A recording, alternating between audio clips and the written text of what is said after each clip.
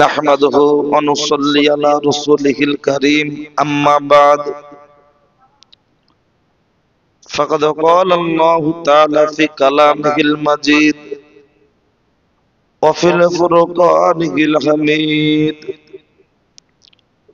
ইন্নাল্লাহা ওয়া মালাইকাতাহু ইউসাল্লুনা আলান নাবী ইয়া আইয়ুহাল্লাযীনা আমানু সাল্লু আলাইহি ওয়া সাল্লিমু তাসলিমা দরুদাল্লাহুম্মা সাল্লি আলা কেটে দে একটু হালকা রিভার্ব দিয়ে সাউন্ডটা একটু ভাসে আমার জন্য। আর এই ফিডব্যাক যে বক্সটা একটু সাউন্ড বাড়িয়ে দেন। সাল্লাল্লাহু আলাইহি ওয়াসাল্লাম।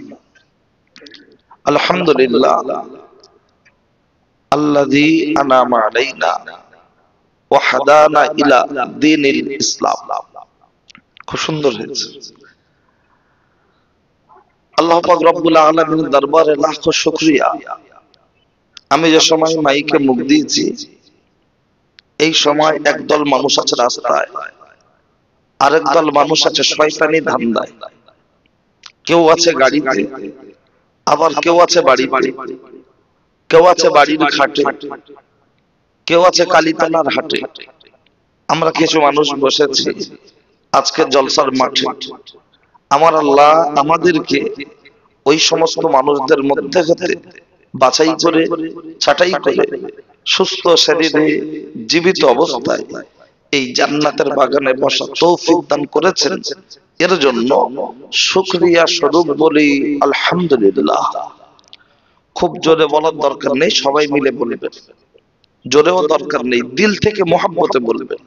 জোরে বললো আল্লাহ শুনতে পাবেন, আস্তে বললো আল্লাহ শুনতে পাবেন। জোরেও দরকার নেই, আস্তেও দরকার নেই, দরকার হলো মহব্বত। ভক্তির সাথে আল্লাহর নাম নেবেন। শুধু আজকের নয়, মসজিদে, মাঠে, ঘাটে গাড়ি চালাচ্ছেন, একা বাড়িতে কোনো কাজ করছেন, যখনই আল্লাহর নাম নেবেন এক কথা সেটার প্রতি যেন একটু ভক্তি থাকে। ভক্তি করে কেউ যদি শুধু ডাল ঢাল দেয় না সেটাও ভালো লাগে, কিন্তু অভক্তি করে কেউ যদি মাছ ভাত দেয় সেটা কিন্তু ভালো লাগে না। তাই আল্লাহর নাম যখনই নেবেন একটু ভক্তির সাথে নেবেন। তারপরে পরেই যে ব্যক্তিকে লক্ষ্য করে সৃষ্টি জগতের শুভ সূচনা, ওই ব্যক্তিটাকে বলা যেতে পারে সৃষ্টি জগতের সভাপতি, মক্কার জ্যোতি, মা আমিনার বাতি, মরুদুলাল নবী মুহাম্মদ রাসূলুল্লাহর প্রতি অসংখ্য দরুদ ও সালাম বর্ষিত হোক। সকলেই বলি সাল্লাল্লাহু আলাইহি ওয়াসাল্লাম। পর কথা, ইতিপূর্বে আমি এই পাড়ায় কোনোদিন জলসা করেছি কিনা আমার ঠিক মনে নেই, তবে আগে একটু বলে রাখছি আলহামদুলিল্লাহ আপনাদের ছেলেদেরকে বলেছিলাম ফোনে কথা শুনে যেমন লাগছে, গেলে আশা করছি আরো ভালো লাগবে। আলহামদুলিল্লাহ ভালো লেগেছে। আপনাদের মাইক আল্লাহ সকলের আচার আচরণ খুশি। 8 থেকে 80, জি থেকে 84 আল্লাহ আমাদের উপর হয়ে যায় যেন খুশি বলুন আমিন। আমার বক্তব্য সবার ভালো লাগবে না, আমি আগেই বলে দিচ্ছি। যার ভালো লাগবে না, যদি মনে হয় কোনো কথা আমি ভুল বলছি একটু আমাকে বলবেন, ভুলটা আমি সংশোধন করে নেব। আর যদি মনে করেন আমি ঠিক বলছি তাহলে মেনে নেওয়ার দায়িত্ব আপনার। 1 নম্বর। 2 নম্বর, আমার বক্তব্য আপনার একার ভালো নাও লাগতে পারে, পাশের লোককে যেন বলবেন এসব কথা কি বলছে, কারণ সবার ব্রেন বুদ্ধি সমান না। 2 নম্বর, উঠে যাওয়ার দরকার হলে একা উঠবেন, পাশের লোকের ডাকবেন না। 3 নম্বর, আমার বক্তব্য শুনতে গেলে এক ধ্যানে এক মনে শুনতে হবে। আমার বলে নয়, গ্রামের ইমাম সাহেবও যদি জুম্মায় বক্তব্য করে তার বক্তব্যটা যদি এক ধ্যানে এক মনে শোনে তার বক্তব্য ভালো লাগবে। ভাত মাখিয়ে 2-4 গাল খেয়ে হাড়োয়া থেকে ঘুরে এসে আবার যদি ভাত খাওয়া যায় পানি পানি লাগবে না, আর একভাবে খেলে ভাত ভালো লাগে। তো কথা যদি এক ধ্যান দিয়ে শোনেন ইনশাআল্লাহ কোরআনের কথা ভালো লাগতেই হবে। 4 নম্বর, আমার পিছনে সমালোচনা করবেন না, আমার নয় কারো সমালোচনা করবেন না। তার কারণ আমরা ছোট থেকে শুনে আসছি, আলেমরা বলছে, আমরা বলছি গীবত করলে খারাপ, যার গীবত করা হয় তার সব গুনাহগুলো টেনে সবগুলো দিয়ে দেওয়া হয়। হযরত হাসান বসরি বাড়িতে বসে আছেন, স্ত্রী বলছে, ওগো গতকালকে তুমি কি ওয়াজ করেছো, তোমার নামে সব দুর্নাম বদনাম করছে। হাসান বসরি বলছেন, বাড়িতে খেজুর আছে? বললো হ্যাঁ। বলছে এক চুবড়ি নিয়ে এসো। তা বলছে খেজুর কি করবে? বলছে এই যারা আমার নামে দুর্নাম করছে বদনাম করছে ওদেরকে দেব। স্ত্রী রেগে গিয়ে বলল, দূর মশাই, যারা তোমার দুর্নাম করে বদনাম করে গালমন্দ দেয় তাদেরকে খাজুর উপহার দেবে? বলছে আরে আমার টাকায় তুমি শাড়ি পরবে, আমার টাকায় ছেলে বিল্ডিং বক করবে, আমার টাকা মেয়ে শ্বশুর বাড়ি যাবে, কিন্তু একটি গুনার ভাগ তোমরা কেউ নেবে না। যারা আমার বিরুদ্ধে সমালোচনা করছে, পিছনে গীবত করছে, ওরা পরকালে দুনিয়াতে আমার শত্রু মনে হলেও কবরের জন্য তারা আমার বন্ধু। তাদের সবগুলো আমাকে দিচ্ছে, আমার গুনার পাল্লাটা হালকা হচ্ছে। একটু জোরে বলুন সুবহানাল্লাহ।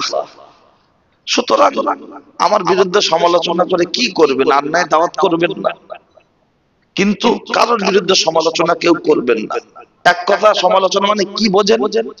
আমার পিছনে এমন একটা কথা মাইকলা ভাইকে আপনারা কেউ বলছেন যেটা আমি শুনলে কষ্ট পাবো, এটাই হলো কারণ। এই কথাটা বলা যাবে না। সেটা কোন কথায় কষ্ট পাবে কি পাবে না সেটা নিশ্চয়ই সবাই আমরা বুঝি। চলো চলো চলো, প্রথমত আসুন, এই জলসা উপলক্ষে কেউ দিয়েছে চাঁদা, আবার কেউ দিয়েছে বাধা, দিয়ে বলছে বর্তমান সময় জলসা টলসা করতে হবে না দাদা। কেন? বলছে করে কি হবে, সমাজ কোনো লাভ হচ্ছে, পরিবর্তন নেই, শুধু হই হই যা হচ্ছে হুজুরদের হচ্ছে আর মাইকলা হচ্ছে, মানে হুজুর মাল নিচ্ছে মাইকলা ভাড়া নিচ্ছে, এটাই বোঝাতে চাইছে। কিন্তু 2024 সালের শেষ 25 সাল শুরুতে এই জানুয়ারিতে দাঁড়িয়ে আপনাকে আমাকে দিনের মজলিস দেওয়ার শোনার বোঝার প্রয়োজন আছে কি না, এটা বোঝানোর জন্য বাস্তবের সাথে একটি কোরআন একটি হাদিসকে সামনে রেখে আমি তা পরিষ্কার করে দিচ্ছি, একটু খেয়াল করুন। যারা বলছে জলসা দেওয়ার দরকার, ওদের জিজ্ঞাসা করেন ফাংশন দেওয়ার দরকার আছে? কিন্তু যখন গত বছরে এরকম ঠান্ডার সময় সেই স্টেজ ভেঙে পড়ে গেল, অসুস্থ হলো, তখন কি ওদের বাড়ির বউরা যায় না? মনে নেই? নাম ধরে বলবো? তো সে সময় তো আমাদের বাড়ির ছেলে মেয়েরা ভিড়, হাড়োয়ায় মেলা হচ্ছে, সেখানে ভিড় করছে, তার বেলা আপত্তি নেই। কিন্তু জলসার কথা বললে 200 টাকা চাঁদা দিলে 2000 টাকার ডায়লগ দেয়, দিয়ে বলছে দে হবেটা কি। কিন্তু আমি আপনাকে এখানে একদম স্পষ্ট ভাবে দেখিয়ে দিচ্ছি দিনের মজলিস করার প্রয়োজন আছে কিনা। বর্তমান সমাজ ব্যবস্থায় চলছে চাই না, সে কিন্তু আমাদের চায় না, আমরা তাকে ছাড়ি না, পকেটে ছেড়া রাখি না, তাকে ছাড়া বাঁচি না, যার নাম মোবাইল। এই যে কি জিনিস, ইমানদারের ইমান করে দিচ্ছে ফিনিশ, শেষ। যদি বলেন কেমন? ছোটবেলায় গ্রামগঞ্জে দেখতাম মাটির পাঁচিল দেওয়া থাকতো, পাঁচিলের উপরে এরকম ছাউনি দেওয়া থাকতো। যদি বলা হয় বড় আব্বা ছাউনি দিয়েছেন কেন, বলে আকাশ থেকে বৃষ্টি হলে পাঁচিলটা ভেঙে যাবে, পড়ে যাবে, তার জন্য ছাউনি দেওয়ার দরকার। রাসূলুল্লাহ বলেছেন মোবাইলের রিংটোন, গান বাজনা, টিভি সিডি, এগুলো শয়তানের ঘন্টা, ভিতরে আছে ঈমান নামক একটা পাঁচিল। দুই কান থেকে গান বাজনা, লটারি, সুদ, ঘুষ, গীবত, গিল্লা, এই আওয়াজ পানির মতো ঈমান নামক পাঁচিলের উপরে প্রতিদিন যখন পড়ছে, ওই পাঁচিলটা ভেঙে যাচ্ছে না যাচ্ছে না? প্রমাণ একটা নেন। এই যে মুরব্বীগুলো বসে আছেন, ওনাদের জিজ্ঞাসা করুন ছেলে মেয়ে কটা, বলবে 4টে ছেলে 3টে মেয়ে 7টা। আমার দাদুর 6টা ছেলে 4টে মেয়ে, আমার বাপের 6টা ছেলে 1টা মেয়ে, মানে গড়ে গড়ে যে প্রায় একটা ফুটবল টিম। তাহলে সেই সময় ওনারা আমাদের মানুষ করেছেন, এলাকায় পাকা রাস্তা ছিল না, কারেন্ট ছিল না, বাড়িতে মোটরসাইকেল ছিল না, ফোনের ব্যবস্থা ছিল না। আমাদের মায়েদের প্রতি বছরে 6টা 8টা করে শাড়ি কিনে দিতে পারতেন না, 2টো নাইটি 2টো চুড়িদার কিনে দিতে পারতেন না, 3 বেলা পেট ভরে ভাত খেতে দিতে পারতেন না। একটা একটা বাচ্চা হয়েছে 4 কেজি ওজন, মায়ের একটা স্তন আমরা চুষে খেয়েছি, আর একটা স্তন থেকে দুধ ঝরে পড়েছে, তখন দুধের অকুলন হতো না। কলা গাছের একটার বেশি কাঁদি হয় না। ডিজিটাল সময় বাড়ির বউদের এখন 2টোর বেশি বাচ্চা হবে না, সিজার ছাড়া চলবে না। গ্রুপ লোন ছাড়া বাচ্চা কাচ্চার ভবিষ্যৎ তৈরি হচ্ছে না। বিয়ে হলো, পেটে বাচ্চা আসলো, পাড়ায় দিদিমণি ঘুরে চলছে, নাম লেখাও নাম লেখাও নাম লেখাও। যেই নাম লেখানো হলো পোলিও কার্ড, বললো করতে হবে চেক আপ। যাওয়ার আগে ভাবি মুখে লাগাচ্ছে মেকআপ, কাঁধে নিচ্ছে ব্যাগ, বলছে আমি সাদ্দামের বউ, তোরা ঘুরে ঘুরে দেখ। চলে গেল চেক আপ করতে, দিল ক্যাপসুল, আয়রন ট্যাবলেট, বিভিন্ন কিছু দিল, হরলিক্স, ডিম সিদ্ধ, শাক সিদ্ধ, মোসাম্বি লেবু, কমলা লেবু, আপেল সিদ্ধ, সবকিছু খেয়ে বাচ্চা হলো। আমার শাশুড়ি বাচ্চা কোলে নিয়ে নাচাচ্ছে হসপিটালে, বলছে আরে ইঁদুরির বাচ্চা হয়েছে। সব মিলিয়ে 1.5 কেজি ওজন, 1600।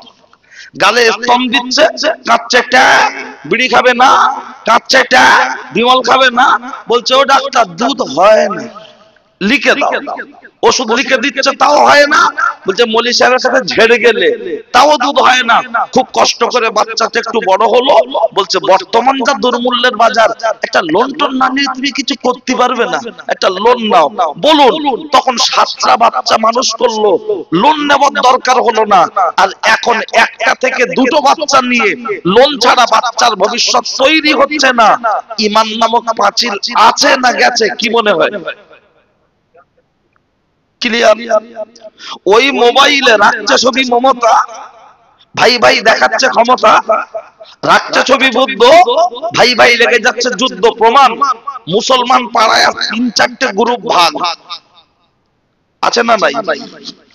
পার্টি পার্টি বলুন, মুসলমান মুসলমানে বলুন, ধর্মীয় দিক দিয়ে বলুন, তবলিগ ফুরফুরা, বসিরাট ফুরফুরা, অমুক তুমুক করে 3-4টে গ্রুপে ভাগ। আর হিন্দু পাড়ায় চলে যান, তারাপদ, হরিপদ, দিনের বেলা যে যাই দল পার্টি করুক, সন্ধ্যার পরে এক জায়গায় বসে ভাইজির বিয়ের প্ল্যান তৈরি হচ্ছে। কথা ঠিক কিনা? আর মুসলমানদের মধ্যে খালি বলছে ও লাশ না ফেলে দেওয়া পর্যন্ত বাড়ি যাবো না, ভাত খাবো না, চুল কাটবো না। ওই মোবাইলে রাখছে ছবি সৌরভ, আমাদের বাড়ির মেয়েরা নায়ক নায়িকার পোশাক পরে করছে অনেক গৌরব। ওই মোবাইলের মধ্যে রাখছে ছবি দেব, আমাদের বাড়ির ছেলে মেয়েরা এক মদের দোকানে ঘন ঘন দিচ্ছে খেপ। ওই মোবাইলটা মাঝে মধ্যে হাতে নিয়ে কম্পিউটার একটু ভাইরাস কাটিয়ে দাও তো। বলছে কেন রে? বলছে সিনেমার নায়ক পা তুলেছিল, পা নামছে না, সেটটা হ্যাং করে 1.5 গেড়ি। ভাইরাস কাটিয়ে বাড়িয়ে এনে বলছে বাবলু দেখ, শুধু ক্যামেরা দেখ, এ বলছে ছবি দেখ। কিন্তু আমার আল্লাহ বলছেন বান্দা, যে জিনিসগুলো নিয়ে তোমরা পাগল হচ্ছ, ল্যাপটপ, কম্পিউটার, গাড়ি, বাড়ি, এটা পৃথিবীর মধ্যে নামি দামি নয়। তাহলে নামি দামি কোনটা? আমার আল্লাহর কোরআন বললেন সেটা, লাকাদ খালাকনাল ইনসানা ফি আহসানি তাকবীর। টোটাল পৃথিবীর মধ্যে যা কিছু বানানো হলো, এর মধ্যে সবচাইতে নামি, সবচাইতে দামি, তার নাম হলো মানুষ। আল্লাহ আমাদের দিয়েছেন আক্কেল জ্ঞান হোশ, আমরা কাজ করছি হয়ে বেহোশ। আমরা মানুষ যখন নামি, মানুষ যখন দামি। সামান্য 5000 টাকা মোবাইলের যদি চিপ থাকতে পারে, এই মানুষ নামক মোবাইল এর চিপ আছে না নাই? থাকাটা তো স্বাভাবিক ব্যাপার। শুধু যদি বলি আছে, পাবলিক বলবে মরহুম মাওলানা আমজাদ হোসেন সাহেবের ছেলে এসেছিল, ওর আব্বা ছিল বিখ্যাত বক্তা, ফুরফুরা শরীফ মসজিদের ইমাম ছিলেন, বাংলার একজন বিখ্যাত বক্তা ছিলেন। এই উত্তর 24 পরগনার শেষ নগরকোড়ার মোড়ে গাড়ি অ্যাক্সিডেন্টে ইন্তেকাল করেছিলেন। আর তার ছেলে সাদ্দাম এসেছিল ওয়াজ করে, চল্প হয়ে গেছে গল্প। তার জন্য এখন বলবো হাদিস, আগে বলেছি কোরআন। অবশ্যই প্রমাণটা নিয়ে নেন। ও মা চাচি খালা, শুনছো রাতের বেলা, কানটা করবে ঝালাপালা, শুনে রেখে দেন, জেনে রেখে দেন। আল্লাহর নবী বলেছেন, ইন্না ফিল জাসাদিল্লাহ মুদগাতুন ওয়া ইজা সালুহাত সালুহাল জাসাদু কুল্লুহু ওয়া ইজা ফাসাদাত ফাসাদাল জাসাদু কুল্লুহু আলা ওয়া হিয়াল কলব। মানব দেহের মধ্যে এক টুকরো গোশতের পিণ্ড আছে, যেটার নাম হলো হৃৎপিণ্ড, ওইটার নাম হলো কল, ওইটার নাম মেমোরি, ওইটার নাম হলো চিপ। ওইটা যার হবে কালো, তার তামাম জীবনটা বরবাদ হয়ে গেল। ওইটা যার হবে কালো, জলসার দিনে মেলায় মেলায় ঘুরবে বলো। ওইটা যার হবে কালো, জলসা উপলক্ষে সে রাস্তায় রাস্তায় সময় দেবে বলো। ওইটা যার হবে সাদা, মেলায় ঘুরলে বিবেক দেবে বাধা, ওইটা যার হবে সাদা। রাস্তায় রাস্তায় ঘুরলে বিবেক দেবে বাধা, ওইটা যার হবে ভরসা। দিনের মজলিসে বসলে পাবে অনেক ভরসা। ভরসা পেতে পেতে এমন একটা জায়গা তৈরি হবে আমার আল্লাহর তরফ থেকে ওই বান্দার কপালে লিখে দেয়া হবে, দিস ইজ এ সুপারম্যান। তুমি হলে আল্লাহর মাহবুব বান্দা, তুমি হলে আল্লাহর ওলি বান্দা। আল্লাহর ওলি হতে গেলে আল্লাহর ওলির বোনাই হতে হয় না, খালু হতে হয় না, মামু হতে হয় না, আল্লাহর ওলির বাড়ি জন্মগ্রহণ করতে হয় না। কোরআন সুন্নাহ অনুযায়ী নিজের জীবনটাকে যদি গঠন করা যায়, XYZ যে কোনো ব্যক্তি আল্লাহর পেয়ারা বান্দা হতে পারে। এখন জিজ্ঞাসা হলো, মোবাইলের চিপে ভাইরাস ঢুকলে কম্পিউটার, গাড়ি খারাপ হলে গ্যারেজ, জামা ময়লা হলে লন্ডিতে দিয়ে ধোলাই, আর আপনার আমার সর্দি কাশি হলে, অ্যাপেন্ডিক্স হলে, জ্বর হলে, ডায়রিয়া হলে ডাক্তারখানায় ট্রিটমেন্ট করতে হয়। এখন এই হৃৎপিণ্ড নামক যে কল, এই যে মেমোরি, এর যে রোগগুলো আছে পৃথিবীর কোন হসপিটালে ট্রিটমেন্ট করবেন? যারা বলে জলসা দেওয়ার দরকার নাই, দিনের মজলিসে বসার দরকার নাই, ওরে বাপের বেটা, কপাল ফাটা, মাথা মোটা, হতভাগা, নাদান, তার কাছে আমার জানতে মন চাইছে ওদের টাকা ভেলোরে যাবে, ওদের টাকা চেন্নাই যাবে, ব্যাঙ্গালোর যাবে, ট্যাবলেট খেয়ে হবে, কিন্তু মসজিদ মাদ্রাসা জলসা মিলাবে খুব বেশি ওদের টাকা কাজে লাগে না।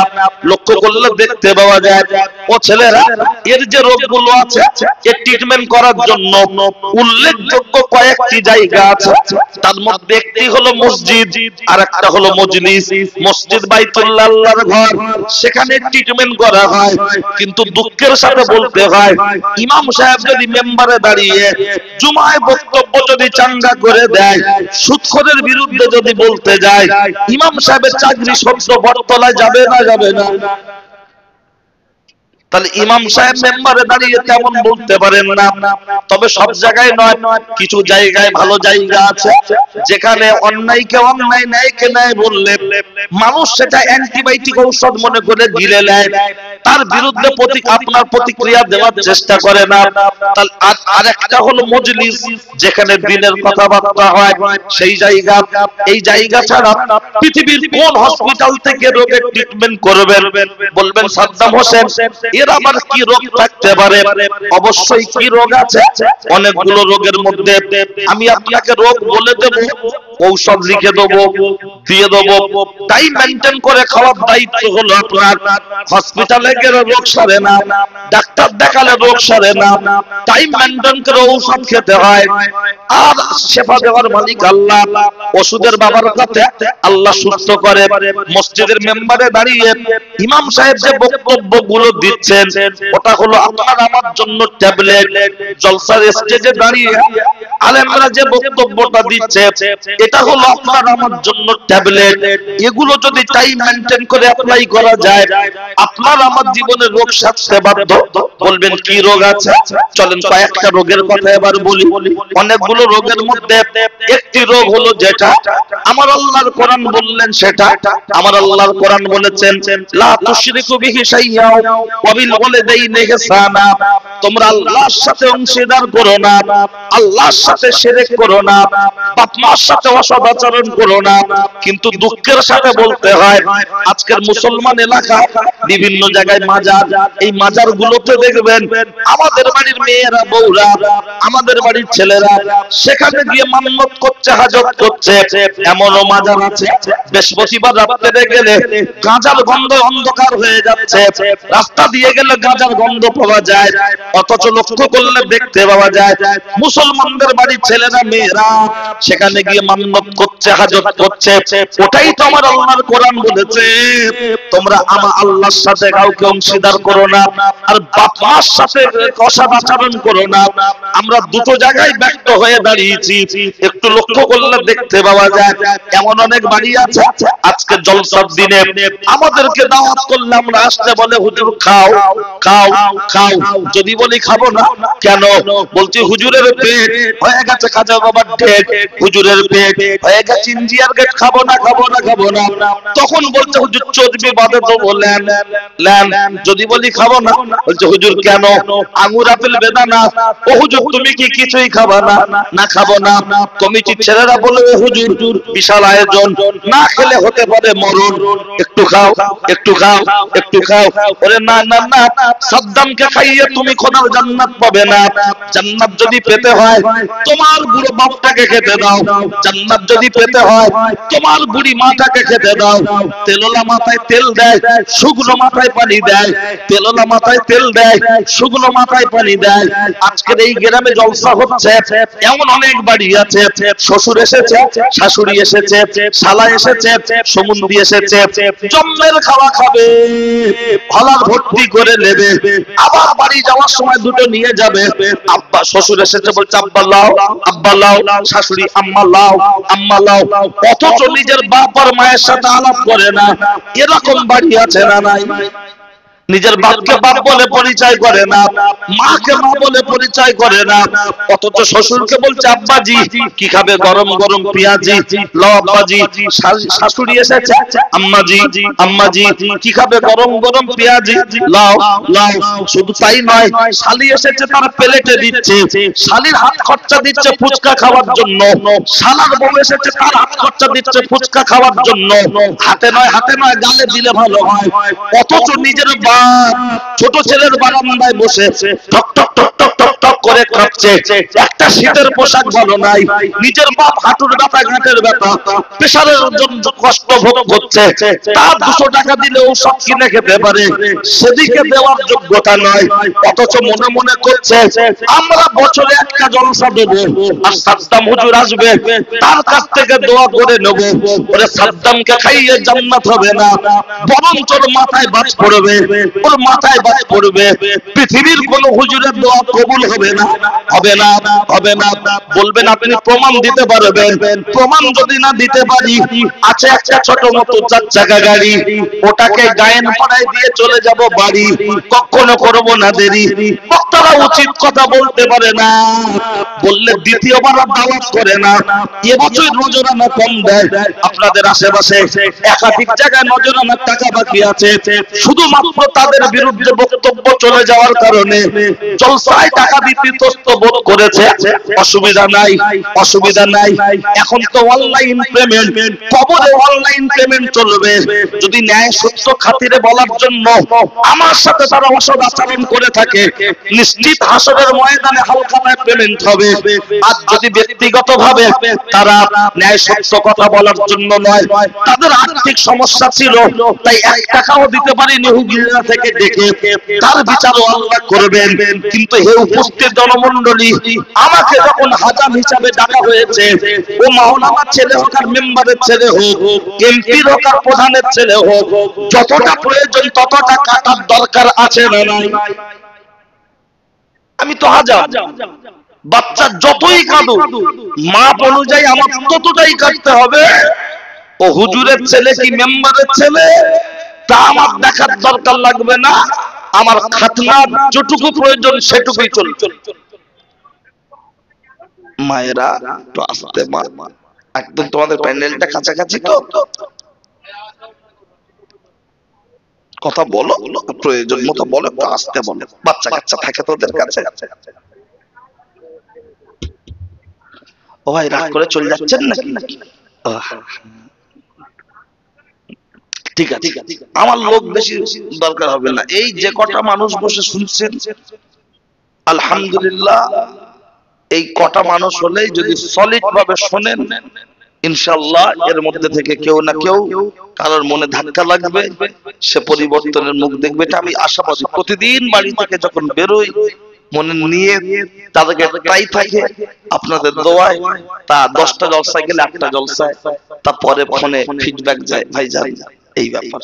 এটা আল্লাহ পাকের শান, সেই নিয়েতেই বলি। চলো চলো বাকি বলি আল্লাহ। ও ছেলেরা, নওজোয়ান যুবকেরা, অনেকে বলে সাদ্দাম হোসেন আমার বাপ নামাজ পড়ে না।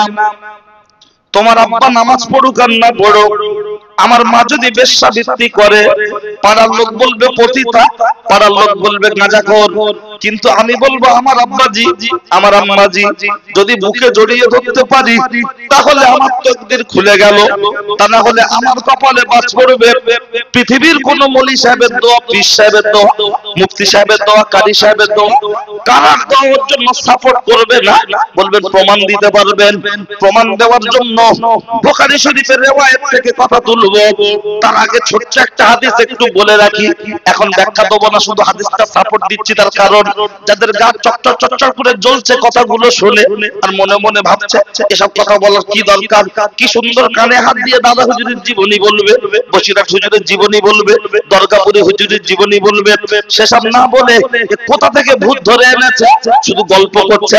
তাদের জন্য যা রিপিট করছি, রগিমান পুহু সুম্মা রগিমান পুহু সুম্মা রগিমান পুহু সুম্মা রগিমান পুহু। নবী তিনবার বললেন তার নাক ধুলোয় মলিন হোক, তার নাক ধুলোয় মলিন হোক, তার নাক ধুলোয় মলিন হোক। একবার নয় তিনবার।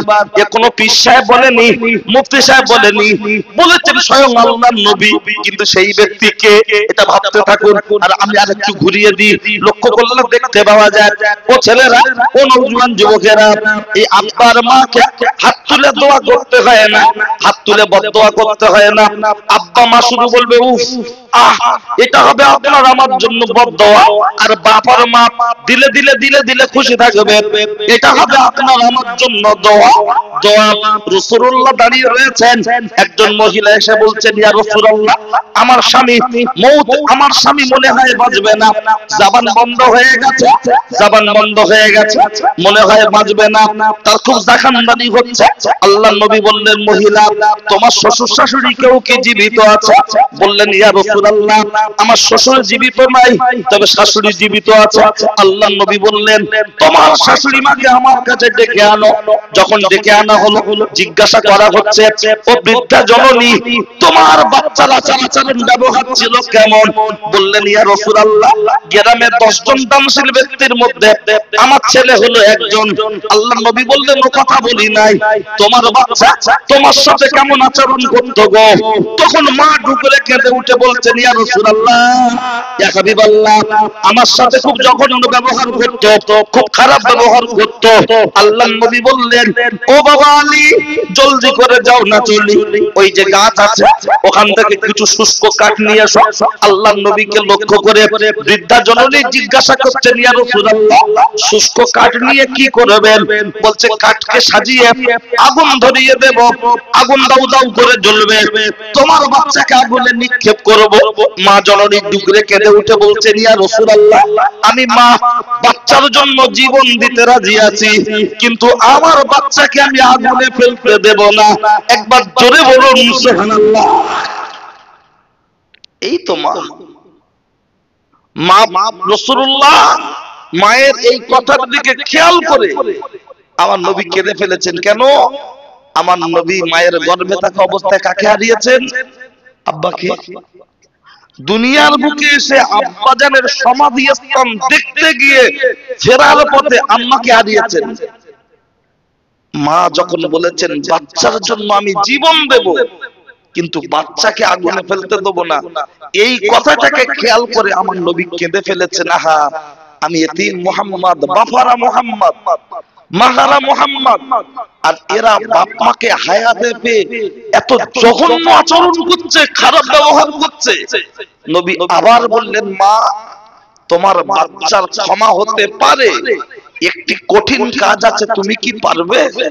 আহা তখন মা জননী কাঁদতে কাঁদতে বলছেন ইয়া রাসূলুল্লাহ বাচ্চার জন্য মায়ের কাছে কোনো কাজ কঠিন হতে পারে না। কমিটির ভাইয়েরা পিছন দিকে একটু চট বিছিয়ে দেওয়ার ব্যবস্থা করুন। কমিটির ভাইয়েরা পিছন দিকে একটু চট বিছিয়ে দেওয়ার ব্যবস্থা করুন, কারণ সবাই সামনের দিকে আসতে চায় না, বুঝলেন? মসজিদে দেখবেন সামনের কাতার ফাঁকা থাকে, সামনে কাতার ফাঁকা, পিছনে একজন আছে, সামনে হাঁকা যা সামনে যা, মানে ও যাবে না। কি কথা বাস্তব না?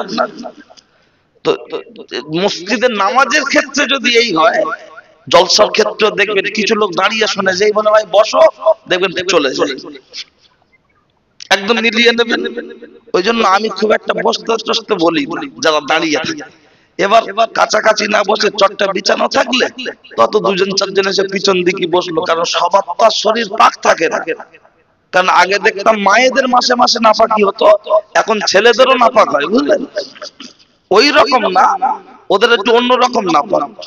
ওই জন্য দেখবেন মসজিদ টসজিদ সভা হলে লোক একটু কম ঢোকে মসজিদের ভিতরে।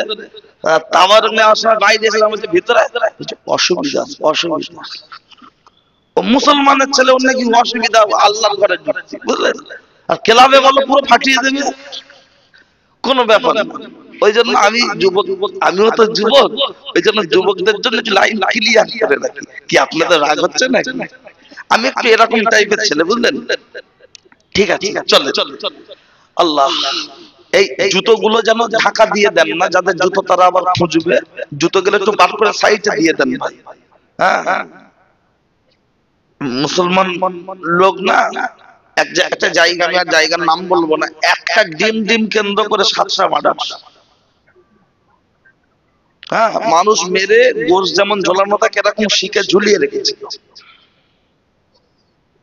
খুব বেশি দূর না, জায়গার নাম বললে এক চান্সে সবাই বলবেন ওটাই, কিন্তু আমি যেহেতু মানে সেই জায়গার নাম ধরে নির্দিষ্ট করে যখন বলবো সেখানকার মানুষ শুনলে কষ্ট পাবে, ওই জন্য আমি বললাম না। ঠিক আছে, চলে চলে।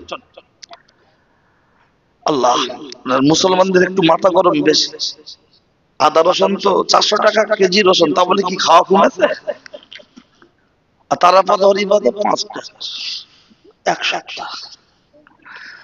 ও ছেলেরা, জুয়ান যুবকেরা, ও আমার মুরব্বিয়ান বাপ, অন্যায় হলে আমার করে দেবেন মাপ। বাড়ি তার কেশরবাগ বাড়ি, কথাগুলো একটু বলবো বাড়াবাড়ি, রাগ করবেন না তাড়াতাড়ি। কি বলছিলাম? আমার নবী বললেন একটি কাজ আছে মা জননী, কাজটা অত্যন্ত কঠিন, তুমি কি করতে পারবে?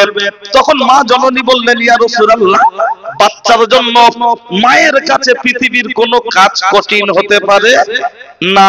কথাটা অতি বাস্তব, একটু মিলিয়ে নেন। মা বাচ্চা প্রসব করেছে, ব্লাড লাগবে বাচ্চার, মা অসুস্থ শুয়ে আছে, ডাক্তার যেই বলছে রক্ত লাগবে, মা শুয়ে শুয়েই বলছে ডাক্তার কোন হাত থেকে নেবে, ডান হাত না বাম হাত? অথচ মায়ের ব্লাডের প্রয়োজন, বাচ্চারও ব্লাডের প্রয়োজন, মা ব্লাড দেওয়ার জন্য তৈরি। আর সেই ছেলে কুকুরের বাচ্চা হলে উঠে মায়ের স্তনে একা একা খেতে পারে, ছাগলের বাচ্চা একা একা মায়ের স্তনে মাথা দিয়ে ধাক্কা দেয়, দেখবেন। কিন্তু আমরা আশরাফুল মাখলুকাত, সৃষ্টির সেরা, আমরা যখন দুনিয়ায় হয়েছি লাদের কাঁপছিল, ট্যা ট্যা, বিমল খাবে না, কাঁপছে, ট্যা, প্রজাপতি বিড়ি খাবে না। আস্তে আস্তে দাদি নানি কেউ না কেউ মাথাটা স্তনে দিয়ে চেপে ধরে রেখেছে, আমি লাদেন টেনে টেনে খেয়েছি।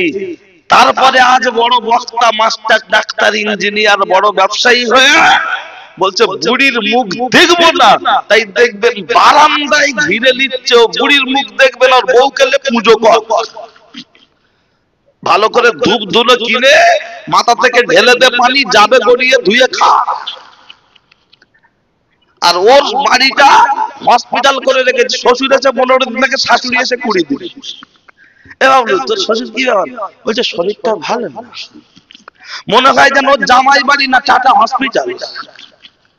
মাসের পর মাস শ্বশুর বাড়ির লোক এসে থাকলে অসুবিধা নেই, কিন্তু আমার জন্ম দেওয়া বাপ, গর্ভে ধারণ করা মা, বড় ভাই কুটুম বাড়ি গিয়েছে, মেজ ভাই গরিব, আমার বাড়িতে যদি পরপর 2 মাস খায়, আমার বোর মুখ যেন মাল দেখা যায় না। আবার যদি ভাগনা ভাগনি আসে তখন বলছে দেবো না। কেন? তোমার জমি দিল, জমি মানে রাস্তার ধারে 2 কাঠা জায়গা ছিল, আমার বোন একটু ভাগ পেয়েছে আর আমরা ভাইরা ভাগ পেয়েছি। আমার বউ বলছে ওই জায়গাটা তোমার নামে দিতে বলো। তা আমি যখন বলছি দেবো, তোর জায়গাটা আমার নামে লিখে দে, বলছে জানিস তো তোর ভাই মদ খায়, ওইটুকু জায়গাটা দোকান ফানা হবে, লিখে দিলি আর দেবো না। তুই যদি এখন কিছু করতে চাস কর, বাপের সম্পত্তি আমি বিক্রি করবো। তখন আমার বউ সাইড থেকে বলছে ওরা জীবনে ভাগ দেবো না, ওরা আমার ভিটেই না ওঠে। কেন? আমার বোন ভাড়ায়েদের সম্পত্তি ভাগ পেয়েছে, সেটা আমার দেইনি তাই। আর আমার শালি এসে 7 দিন ধরে গিলছে, ও কাটা দিয়েছে। আমার জেট শেষ এসে যায় না, ওর নাকি কি কলেরা হয়েছে, ও যায় না, ও কাটা দিয়েছে।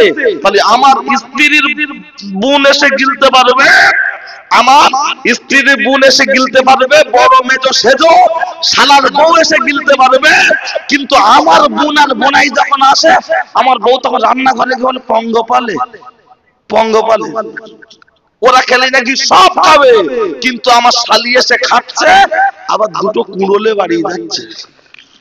হাঁস মুরগির খাওয়াবে, দুটো গাছের চারা, বীজ, আম, কাঁঠাল সবকিছু নিয়ে যাচ্ছে, অসুবিধা নেই। আমার বোন বোনাই, আমার ভাগনা ভাগ্নি যাতে একবেলা না খায়। ওরা ঘরে যদি কোরআন শরীফ জেরক্স করে ঝুলিয়ে দেওয়া হয়, কোনো কাজ হবে? বরকত দিচ্ছি, এরা তো ভুল করেছে আমার দাওয়াত করে, ঠিক আছে, মনে মনে করছে শালা কি বেজাত এসে বললেন, একদম পুরো চকি বসে বসে আর বুকে ঢোকা মারছে। কিন্তু কিছু করার নেই, কেন জানেন? আমি তো রঙের মিস্ত্রি, তা আমার ডেকেছে একটু রং করতে হবে। তা আমি দেখছি গ্রিল 17 বছর আগে লাগানো, আজকে রং করছে। তাহলে এখন দরকার কি? ঘষা। তা না ঘষে আর রং দেবো কোথায়? তাহলে কোম্পানির বদনাম হবে। এশিয়ান পেইন্ট কোম্পানি আমার মাইনে দিয়ে রেখেছে, আমজাদ হোসেন কোম্পানি, ঠিক আছে, আমি তার মিস্ত্রি। বলবে সালা তুই মানসিক জাত না।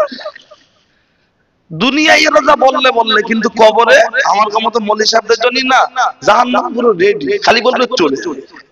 দাদা হুজুরের মুরিদের বাড়ি গিয়েছিস আর রান ছিঁড়েছিস, কচি কচি মুরগির ঝোল, পায়রার ঝোল, টাকাটা গুনে লেছো, কিন্তু তুমি যে গ্রামে জলসা করেছো, ওই গ্রামে যে বাড়ি বসেছো তার পাশের বাড়ি তো গ্রুপ সেক্রেটারি ছিল, তুমি চোখে দেখতে পাওনি?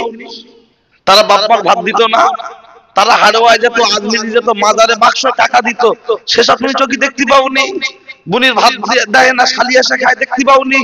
বা মসজিদে মুসল্লির সংখ্যা কম, বাপেরা বুড়ো বয়সে খেটে খেটে নাজাল হয়ে যাচ্ছে, সেসব নেই, শুধু বলছে বাবারা বাবারা। কি বলবো আমার দাদা হুজুরের কথা, কি আছে বল? লোক বলছে পুরো ফেটকে দে, এই না হলি বক্তা। বলছে হুজুর দুটো গজল বল। গজল বললে কি হবে? থামস আপ খেয়ে যা, গজল শুনে তাই। থামস আপ খেয়ে কি বলে? যেগুলি বলে টাকা শুনে। যেই হিন্দি গানের শুনি গজল হচ্ছে, সেটা বলছে শালা বাজি মাত টাকা শোধ, খোদার কিরে আবার বলতে আর বছর এই গুজরির চাই। আর তাই দেখবেন বাস্তবে উচ্চ 24 পরগনায় যা গজল হয় জলসার আগের দিন বা জলসার দিন বিকেল বেলা, ওই যে কি বলে শিল্পী শিল্পীদের যা নাচা খোঁচা চলছে, দুটো একটা দেখেছে বুড়ি আসতে বুড়ি। নারীদের কণ্ঠেরও যে একটা পর্দা আছে, কোনো ব্যাপার না, ও মুখে সে আইলানা, মাস্কারা, লিপস্টিক, ঠোঁট পালিশ, পা পালিশ সব লাগিয়ে ও যুবকদের আকর্ষণ করছে, আর তাই চলছে রাত্রে জলসা করে ফিরি দেখি। তবে আপনাদের এই পাড়ায় কি হচ্ছে জানি না, খুব ভিতরে তো, রাস্তার ধার পাড়া দেখি। তবে এখানেও একই রকম হবে, হ্যাঁ, কারণ গোলাপ যখন একই, মৌজা যখন একই, আর বাপের নাম যখন এক, তাহলে কি আধার কার্ডের অন্য কারোর বাপের নাম থাকবে? তা হয় হোক। ও ছেলেরা, ও নওজোয়ান যুবকেরা, ও আমার এই মায়েরা, এত কথা বললে হবে না। ও আমি এখানে যা বসে আছে, দেওর, ভাসুর, শ্বশুর, নন্দাই সব, এখানে যদি গলার ভোল্টেজ থাকে, বাড়ি মদ্দা লোকের একা পেলি কি করে? এই কমন সেন্স টুকু নেই। হ্যাঁ, আমি মেয়েদের খুব বলতাম আগে, এখনো বলি এক আধ দিন, আজকে সব মুরব্বী বাচ্চা মেয়ে এদিক দিয়ে শুরু হোক, তাই এরা যা জুত করছে ওদের না ধরলে উপায় নাই। ইউটিউবে শোনে তো সবসময়, মনে হচ্ছে আমাকে বলি না। আর মেয়েরা দেখবেন বললে, কিছু বললে খালি বলে মেরে দেখ মেরে দেখ, আর যত বলে মেরে দেখ, মার বেশি খায় না কম খায়? বেশি খায়। শুয়ে পড়ে তো এবার গায়ে হাত দাও। তা মদ্দার লোক কত কোন গরম সহ্য করবে? যেই মশলা বড়ির মধ্যে ঘেঁটে দিয়েছে না, জানে পাকা 2-এ চললেও যা বিল, 3-এ চললেও তাই। তা ডাইরেক্ট মাঠে চালাবো, তারপর যা হবে হবে। হ্যাঁ, মার খেয়ে লাস্টে বলছে আল্লাহ বিচার করবে। তো এই কথাটা 5 মিনিট আগে বললে আর মার খেত, কিন্তু না, ও খুব না চালিয়েই যাবে। ওই জন্য বলি মেয়েদের বুদ্ধি কম, ফারায়েজ কষলে কোরআন অনুযায়ী ওদের সম্পত্তি ভাগও কম, কথা ঠিক কি না? কিন্তু বকবে বেশি। এমন ভাবলে মনে হয় যেন আমার কাছে ভিডিও। ও ছেলেরা, ও নওজোয়ান যুবকেরা, পরে দিচ্ছে আগে যে দিকটা বলছি ক্লিয়ার করি। লক্ষ্য করলে দেখতে পাওয়া যায়, তাহলে মায়ের কাছে বাচ্চার জন্য পৃথিবীর কোনো কাজ কঠিন নয়। এই বয়স্ক আব্বা থুতু দূরে ফেলতে গিয়ে যদি পটে পড়ে, বউ ঘ্যাচ ঘ্যাচ করে না? করে না? কিন্তু আমরা তো মায়ের কোলে পায়খানা করেছি না করিনি? তখন যদি মা ঘ্যাচ ঘ্যাচ করতো আর গলায় পা তুলে দিত, নুন যদি গালে চেপে ধরতো, তাহলে আজকের কি আর বড় হয়ে বউ নিয়ে ঘুরতে পারতাম? কিন্তু আব্বা মা থুতু ফেললে গাজর গাজর করছে, গাজর গাজর করছে। এখন তো বাচ্চা কাচ্চার পড়ানো হচ্ছে প্যাম্পার্স, তাই তো? আর আমার গ্রামে সব ছিল বাড়ি ঠিক মতো খাট কি তক্তা বসছিল না, মাটির মেঝে, তার উপরে বিচলির খড় বিছিয়ে দিত ঠান্ডার জ্বালায়, তার উপরে একটা মাদুর, আর সে গায়ে ফোটে পাতলা কম্বল, সেই গায়ে ফোটে না খুব চটের বস্তার মতো। ওই একদিকে আমি পেশাব করেছি, ওইটা পেশাব করে দিয়ে বাচ্চা কাঁদছে, মা পেশাবের দিকে থেকে নিয়ে বাম দিকে তুলে শুইয়েছে, লাদেন আবার রাত 2:30টার সময় ঝেড়ে দিয়েছে, মা অন্ধকারে আপনার হাত দিয়ে চেক করছে, টেস্টার দিয়ে কারেন্ট আছে না গেছে চেক করে দেখছে ভিজে। মা পেশাবের উপরে শুয়ে বাচ্চাকে বুকের উপরে তুলে নিয়ে আঁচলটা চাপা দিয়ে চেপে ধরে রাখছে। কেন? যাতে আমার বাচ্চা ঠান্ডা না লেগে যায়, না লেগে যায়। এখন বাড়িতে বাড়িতে ব্ল্যাঙ্কেট দুটো ব্যবহার হচ্ছে, 4টে তোলা আছে, কুটুম এলে বের হবে। লক্ষ্য করলে দেখতে পাওয়া যায় প্যাম্পার্স পরানো বাচ্চা, প্যাম্পার্স। অথচ লক্ষ্য করলে দেখতে পাওয়া যায় বাবার মায়ের দিকে কোনো গুরুত্ব নেই। ও মাজারের বাক্সয় গিয়ে টাকা দিচ্ছে। হুজুর কি বলেছে? আমি মারা যাওয়ার পরে বাক্সয় টাকা দিও। হুজুর কি বলেছে? মারা যাওয়ার পর হাড়িতে টাকা দিও। অধিকাংশ মাজার কমিটি যেখানে সেরেক বেদাত হয়, অধিকাংশ মাজার কমিটি খায় কি খায় না?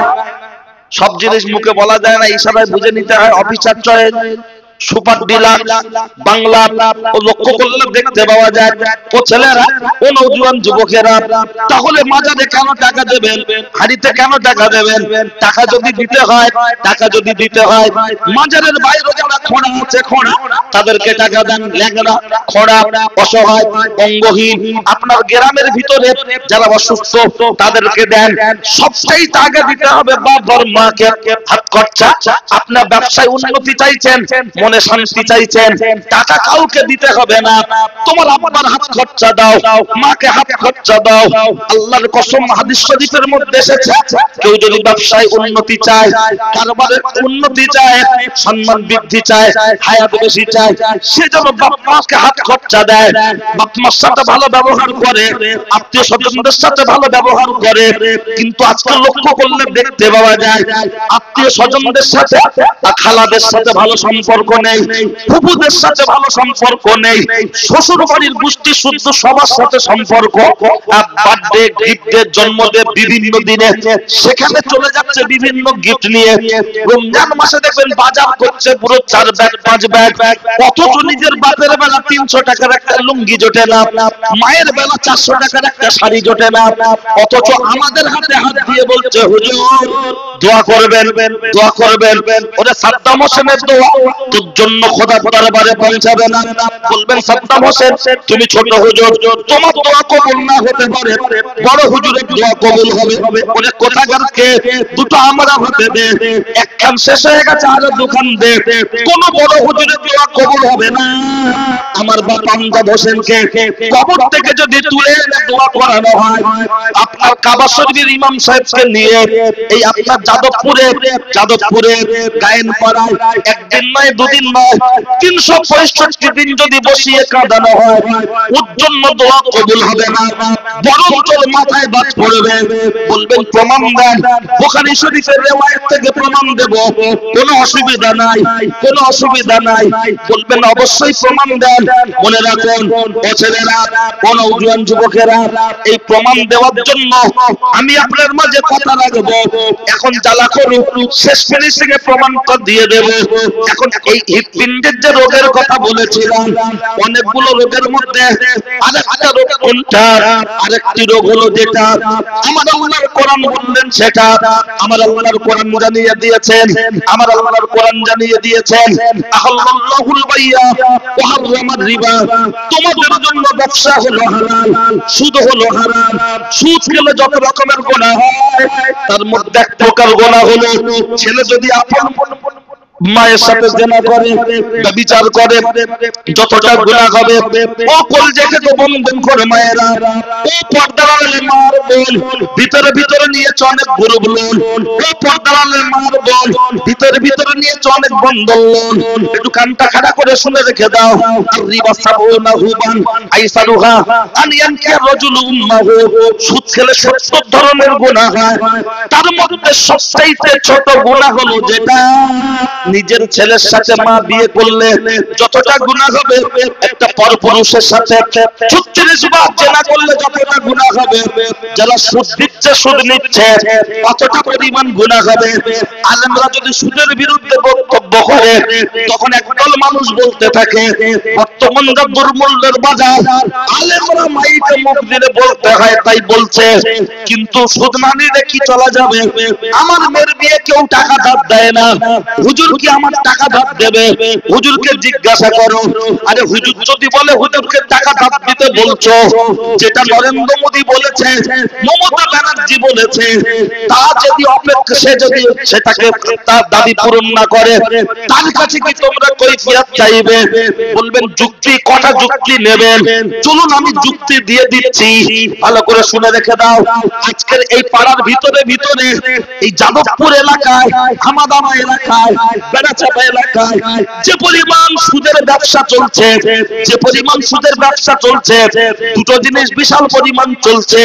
একটা হলো লটারির ব্যবসা, একটা হলো লটারির ব্যবসা। প্রায় প্রায় চায়ের দোকানের সামনে মোড়ের মাথায় দেখবেন জান্নাতের টিকিট মতো নিয়ে বসে আছে, ও আধার কার্ডে মুসলমান, প্যান কার্ডে মুসলমান, গরুর গোশত খাওয়ার জন্য মুসলমান, অথচ কাজকর্ম চালচলন দেখলে পুরো ফেরাউন ফেরাউন ভাব। তোমার যদি ভালো না লাগে তুমি এবিজাবি করে চাওয়া হয়ে যাও, পাগবা হয়ে যাও, কিন্তু মুসলমান খাতায় নাম রেখে ইসলামকে কালিমা লিপ্ত করার চেষ্টা করো না।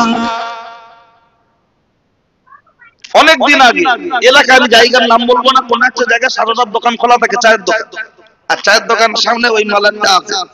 তা চা খাওয়া বলে গাড়ি থেকে নেবে, লম্বা চেয়ার টেবিল ফেলা আছে বেঞ্চ মতো, তা আমি খেয়াল না করে বেঞ্চ দেখেছি বসে।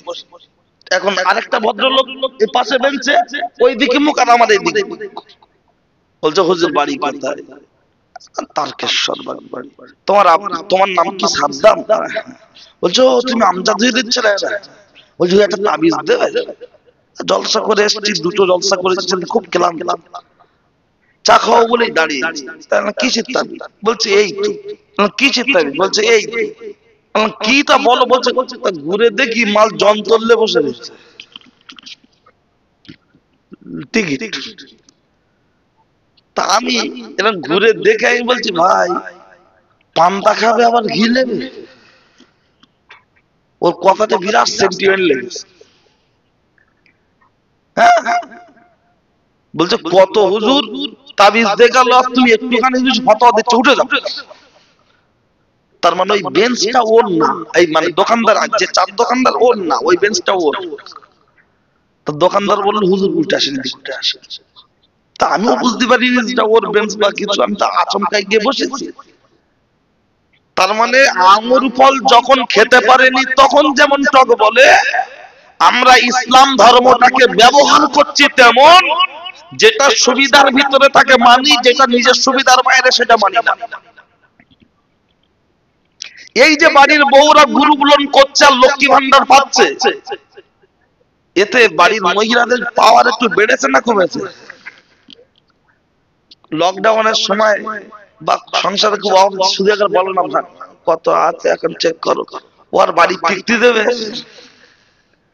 আর এই যে গ্রুপ লোন, ও স্বামীর সাথে যেভাবে না হাসে তার থেকে স্যারের দিকে বেশি হাসে।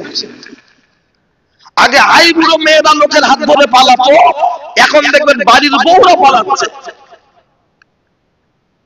বাড়ির বউদের দিকে এখন দেখবেন যত পরকীয়া, এই উত্তর 24 পরগনা রেকর্ড করেছে পরকীয়াতে, এত হারে চলছে। বয়স্ক লোকরা তো টাওয়ার পায় না, গ্রামের যুবকরা বুঝতে পারছে। আমার বড় ভাবির কথা বলছে, এত পরিমাণে হচ্ছে।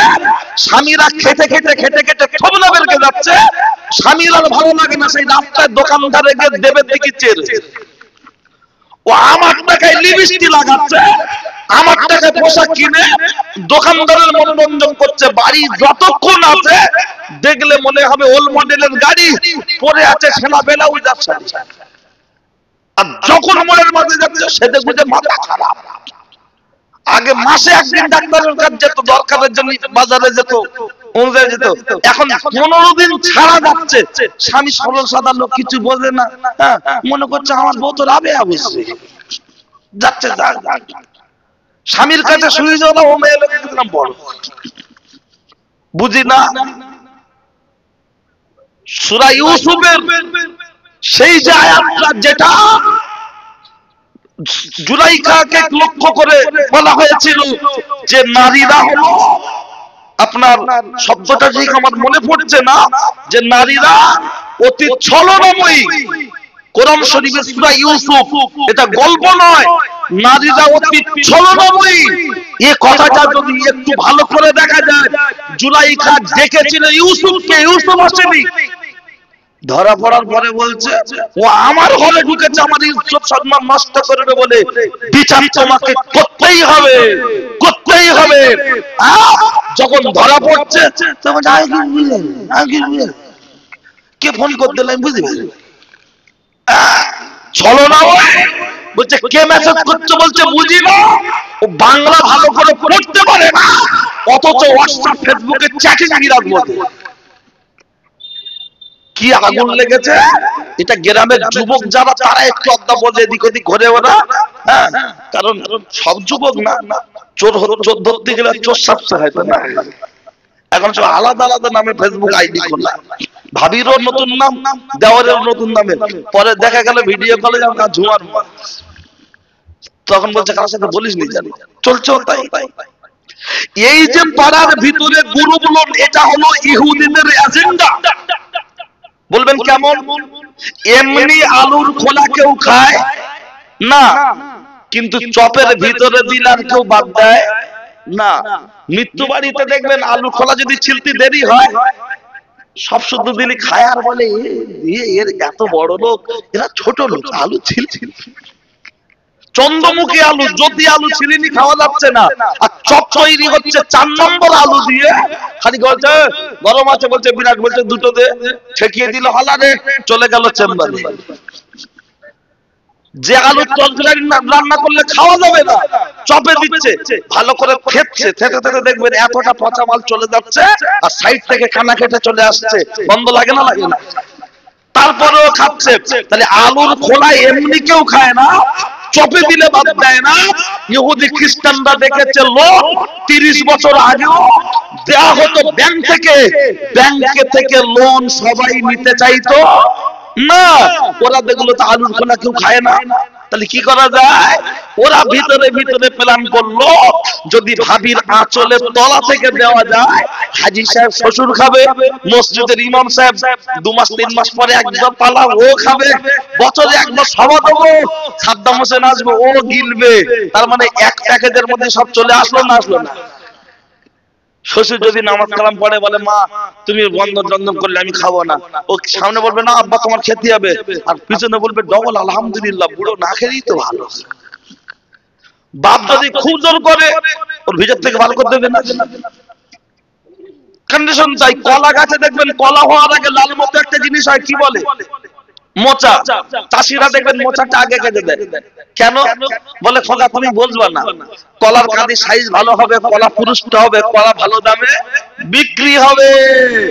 বুড়ো আর বুড়ি হলো মোচা, ছেলে আর বৌমা কলার কাঁদি, বিয়ে হলো 6 মাস 8 মাস 1 বছর 1.5 বছর পরে বউ বলছে মোচা কেটে দাও। কেন? বলছে মোচা থাকলে বুড়ো ঘক ঘক করে কাজবে, প্রেসার সুগারের ওষুধ কিনে দিতে হবে, তোমার সংসারে উন্নতি হবে না, বুড়ো বুড়ির কেটে বাদ দিয়ে দাও। দেখবেন আজকের বর্তমান কন্ডিশনে 4-5টা ছেলে থাকার পরেও বাপ মাকে সেভাবে গুরুত্ব দেওয়া হচ্ছে না। কথা ঠিক কি না? কাজী বলছে আব্বা অ্যাকাউন্ট চেক কর, বেকার ভাতা কত আছে দেখ, বেকার ভাতা ঢুকেছে কিনা। ডাক্তার দেখাতে গেলে কৈফিয়ত চলছে, মনে রাখুন। আর সুদ খেতে গিয়ে যুক্তি খাড়া করছে। কিন্তু বলুন, হাঁস মুরগির বাচ্চা হচ্ছে 15টা 20টা, শিয়ালের বাচ্চা হচ্ছে 4টে, শুকরের বাচ্চা হচ্ছে 8টা। আজ পর্যন্ত কেউ বলতে পারবেন শিয়াল কোনদিন বলেছে ওগো টিএমসি সরকার আমাদের 2-4টে ট্যাবলেট দেওয়ার দরকার, এত বাচ্চা কাচ্চা হলে খাওয়াবো কি? আজ পর্যন্ত মুরগি, আজ পর্যন্ত কুকুর কোনদিন বলেছে যে শিয়াল যেদিন মায়েরা হাঁস মুরগি তুলতে ভুলে যায় সেই দিন তো শিয়ালের জামাই নাচতে হয়। কথা ঠিক কি না? বাকি দিন শিয়াল করে। কুকুরের বাচ্চার কোনো প্যান কার্ড আছে? হাঁস মুরগির বাচ্চার কোনো আধার কার্ড আছে? আল্লাহ যদি হাঁস মুরগির বাচ্চাকে খেতে দেয়, কুত্তার বাচ্চাকে খেতে দেয়, ছাগলের বাচ্চাকে খেতে দেয়, আমরা আশরাফুল মাখলুকাত, সৃষ্টি জগতের শ্রেষ্ঠ সেরা, আল্লাহ আমাদেরকে রিজিক দেবেন না দেবেন না? কিন্তু সেই লাইনটা তো করতে হবে। আমরা ফুরফুরা শরীফকে মানি। ফুরফুরা শরীফ ছোট হুজুর পীর কেবলা রাহমাতুল্লাহ আলাইহি মসজিদের ভিতরে আল্লাহর কাছে কি যেন শুয়ে পড়েছে, নামাজের মুসাল্লা থেকে বিশ্রামের নিয়তে তন্দ্রা। একজন ব্যক্তি এসে বলছেন ছোট হুজুর পীর কেবলার বাড়িতে টোটালে চাল নেই, ছেলে মেয়ে তো অনেক। তা হুজুর কেবলা আল্লাহর কাছে দোয়া দানি চেয়ে ঘুমিয়ে পড়েছেন, একটু বিশ্রামের নিয়তে একজন ব্যক্তি এসে বলছে আসসালামু আলাইকুম ওয়া রাহমাতুল্লাহি ওয়া বারাকাতুহু।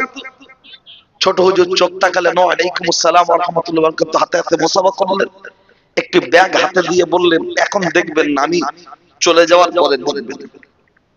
হুজুর কয়েক মুহূর্ত পরে মানুষটাকে দেখতে পেলেন না, খুলে দেখলেন অনেকটা টাকা। মেজ হুজুর পীর কেবলা তখন হায়াতে আছেন। মেজ ভাই, আমি তো আমার এই টাকাটা হঠাৎ একজন দিয়ে গেল, কিন্তু কিসের টাকা বুঝতে পারছি না, কি আমার খাওয়া চলবে? মেজ হুজুর পীর কেবলা কিছু সময় একটু চুপচাপ থাকলেন। চুপচাপ থেকে মাথাটা চোখটা খুলেই বললেন, ছোট ভাই তুমি মসজিদে শুয়েছিলে? বলছি হ্যাঁ। তোমার বাড়িতে আজকের খাওয়ার মতো চাল নেই, তুমি কাউকে বলোনি? চুপচাপ আছে, আপনারা কাউকে বলেন। তখন বলছে তোমার বাড়িতে চাল নেই, ডাল নেই, আজকে রান্না করার মতো কোনো সরঞ্জাম নেই, তুমি দুনিয়ার কোনো মানুষকে জানাওনি, তুমি মসজিদে বসে আল্লাহর কাছে ফরিয়াদ করেছো, আমার আল্লাহ কোন না কোন মাধ্যমে তোমার হাতে রিজিকের ব্যবস্থা করে দিয়েছেন। একবার জোরে বলুন সুবহানাল্লাহ। কোরআন শরীফের 12 পারা, ওমা মিন দাব্বাতিন ফিল আরদি ইল্লাল্লাহু রিজকুহা। তাহলে রিজিকের মালিক যখন আল্লাহ, কোন সরকার নয়, কোন নেতা নয়, কোন নেত্রী নয়। রেশন কার্ড যতই বাড়ুক দেখবেন ডিলিয়ার কোনো আপত্তি করে না, রেশন কার্ড থেকে মাল মেপে মেপে মেপে মেপে দিয়ে দেয়। বাবার মা হলো রেশন ডিলিয়ার, আল্লাহ হলেন সরকার। সরকার যেমন ডিলিয়ারের হাতে মাল দেয়, ডিলিয়ার সেটা কার্ড থেকে মেপে মেপে দিয়ে দেয়। বাবার মা হলেন ডিলিয়ার, আল্লাহ হলেন সরকার। আব্বা মায়ের হাতে রিজিক পৌঁছে দেয়, মা হাড়ির কাছে বসে বসে ভাত বেড়ে বেড়ে দিয়ে দেয়। ছোট ছেলে খাবে এত কথা, মেজো ছেলে খাবে এত কথা, বড় ছেলে খাবে এত কথা, সব মেপে মেপে বন্টন করে দেয়। রিজিকের মালিক পৃথিবীর কেউ নয়। হযরত জুনায়েদ বাগদাদী হুজুর লোকের বাড়িতে দাওয়াত খেতে গিয়েছেন, হুজুরের সামনে খাদ্য দেয়া হয়েছে, রুটি আর গোশত। হঠাৎ একটা কাক উড়ে এসেছে, হুজুরের ভাতের প্লেট, আপনার প্লেট থেকে একটি রুটি দাঁতে করে নিয়ে চলে যাচ্ছে। জনায়েদ বাগদাদী রেগে গেলেন, না খেয়ে কাকের পিছু পিছু পিছু পিছু গিয়ে দেখছেন কাক উপর থেকে উড়ে যাচ্ছে। জনায়েদ বাগদাদী ঘুরে ঘুরে ঘুরে ঘুরে কাকের নিশানায় নিশানায় গিয়ে দেখতে পাওয়া গেল একটি ব্যক্তির কাঁধের উপরে বসে আছে। ব্যক্তিটার দুটো হাত পিছন দিক থেকে বাঁধা, চোখটা অন্ধ, কাক কাঁধে বসে বসে ঠোঁটে করে দুটো পায়ে করে এমন করে রুটি ছিঁড়ে ছিঁড়ে ওই মানুষটার গালে ঠেলে ঠেলে ঠেলে ঠেলে দিচ্ছে। জনাব বাগদাদি হুজুর দূর থেকে দেখে বলছে, আরে তুই একটা রুটি কেন নিয়ে আসলি? তুই যদি দুটো রুটি নিয়ে আসতিস আমি তো বেশি খুশি হতাম। আমি বুঝতে না পেরে আমি রাগান্বিত হয়ে গেছি। এখন কিছু বলবো না, আগে খাইয়ে দে, তারপরে কথা হবে। যখন ছিঁড়ে ছিঁড়ে ছিঁড়ে ছিঁড়ে খাইয়ে দিয়ে ওখান থেকে সরে গেলেন। জনাব বাগদাদি হুজুর জিজ্ঞাসা করছেন, ইয়া আব্দুল্লাহ, ও আল্লাহর বান্দা, আমি তোমার কাছে জানতে চাইছি, এই যে তুমি গাছের গায়ে বাঁধা, তোমার গালে একটা কাক খাবার পৌঁছে দিচ্ছে, এটা কিভাবে কি হলো তুমি বলো। তখন ওই ব্যক্তিটা বলছে, আমি এই রাস্তা দিয়ে যাচ্ছিলাম, ডাকাতের দলেরা আমার মেরে চোখ অন্ধ করে দিয়ে গাছের গায়ে হাতটা বেঁধে দিয়ে আমার কাছে যা সম্পত্তি ছিল লুট করে নিয়ে ওরা চলে গিয়েছে। আমি আল্লাহর কাছে ফরিয়াদ করেছিলাম, আল্লাহ ইয়া রাহমান রহিম, ইয়া খায়রার রাযিকিন, মশা মাছি ছাড়া যদি খেতে পাই, আমি তোমার বান্দা গাছের গায়ে বাঁধা, আমি কি খেতে পাবো না? সেই সময় থেকে আমার আল্লাহ এই কাগের মাধ্যমে আমার গালে রুটি পৌঁছে দেয়। একবার জোরে বলুন সুবহানাল্লাহ। ও ছেলেরা, ও নওজোয়ান যুবকেরা, আর নামাজি বান্দাকে আল্লাহ স্পেশাল রিজিক দান করে। আপনার বান্দাকে যদি রিজিক দেয় বলা হয়, তখন কোন মানুষ বলবে, সাদ্দাম ভাই, তারাপদ তো নামাজ পড়ে না, সে কি খায় না? দেব তো নামাজ পড়ে না, সে কি খায় না? হরিপদ তো নামাজ পড়ে না, সে কি খায় না? নিশ্চয়ই তারাও খায়, আর নামাজি বান্দাও খায়, কিন্তু নামাজি বান্দাকে আল্লাহ স্পেশাল রিজিক দান করে থাকে। যদি বলেন প্রমাণ দেন, মেজো হুজুর পীর কেবলাকে যারা দেখেছেন, হুজুর অসুস্থ অবস্থায় বিছানায় শুয়ে থাকতেন, প্রতিদিন হাজার হাজার মানুষ লাইন দিয়ে দেখা করতেন, কি করতেন না? হুজুর কেবলা কিছু খাবেন না, মানুষ পায়ের তারে টাকা, সন্দেশ, খাবার, নজরানা, খালি বলে হুজুর দোয়া করবেন, হুজুর দোয়া করবেন। কিন্তু বলুন বলুন বলুন, যারা কোনো একটা পাওয়ারে ক্ষমতায় থাকে, বুদ্ধদেব হেরে গিয়েছে, যদি বেঁচে থাকতো কেউ কি বলবে, ও চাচা একটা বিড়ি খাও? কিন্তু যতদিন পাওয়ারে ছিল ততদিন লোক খাইয়েছে। যখন ভোটে হেরে গেছে, পাওয়ার জিরো হয়ে গেছে। মেজো হুজুর পীর কেবলা সুস্থ থাকা অবস্থায় গ্রামে জলসা এসেছেন, মানুষ সেবা যত্ন করার চেষ্টা করেছেন যতটুকু পেরেছেন। কিন্তু যখন অসুস্থ হয়ে বিছন সজ্জায়, তখন মানুষ বয়ে বয়ে দিয়ে এসেছেন, না আসেননি? দেখেছেন না দেখেননি? নিশ্চয়ই মনে আছে। ও ছেলেরা, ও নওজোয়ান যুবকেরা, কথা অধিকার বাড়াবো না, চলে আসুন। আমি কি কথা বলতে বলতে চলে এসেছিলাম, আমি বলেছিলাম এটা ইহুদিদের এজেন্ডা। এটা তো আমাকে বলেছি যখন, ও মায়েরা মায়েরা মায়েরা, একটু কানটা খাড়া করে শুনে রেখে দাও।